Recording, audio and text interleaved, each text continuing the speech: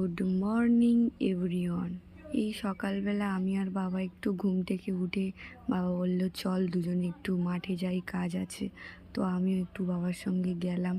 তারপরে বাবা মাঠে কি কাজ করছে আর আমি বসে বসে জমির পাশ দিয়ে থানকুনি তুলছি, কারণ এই থানকুনিগুলো খুব ভালো, পেটের জন্যও ভালো, শরীরের জন্যও ভালো।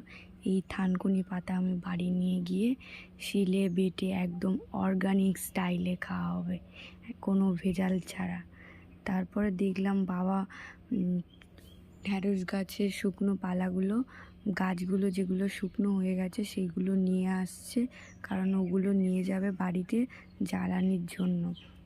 তারপরে দেখলাম আমাদের ছোট্ট জমিতে কত ধান হয়েছে, কি সুন্দর দেখতে লাগছে, সবুজ চারিদিকে, সবুজ হালকা হালকা হলুদ হলুদ পাকবে।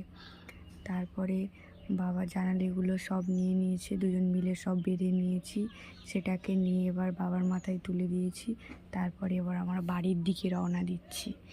বাবা ওটা নিয়েছে আর আমি পিছনে জিনিসপত্র নিয়ে বাবার সঙ্গে সঙ্গে আসছি, কারণ বাড়ি যেতে হবে এবার।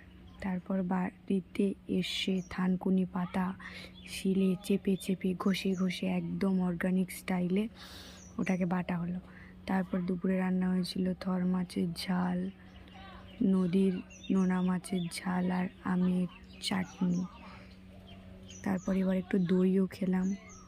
বিকেলে বেরিয়েছিলাম একটুখানি বাইরে ঘোরার জন্য দাদার বাইকটা নিয়ে, তো একটু নদীর পাড়ের দিকে গেলাম, অনেক দিন যাওয়া হয় না। তারপর আবার আমরা একটা বিশেষ জায়গায় যাব, সেটাও তোমরা ব্লগে শেয়ার করব, নেক্সট ব্লগে।